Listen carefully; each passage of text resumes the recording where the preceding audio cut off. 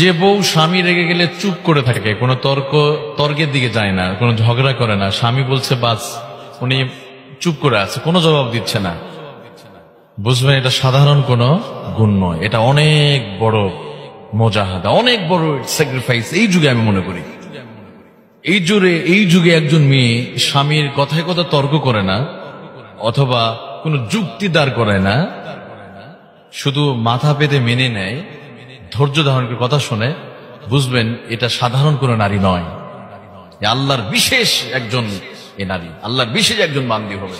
কারণ এটা কঠিন একটি তার গুণ। এটা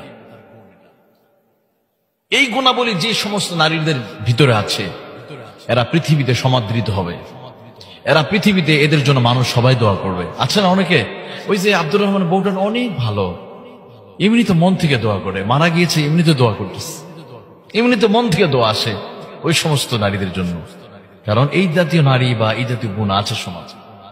দেখেন ইমাম আহমদ ইবনে হাম্বল জামানার বিখ্যাত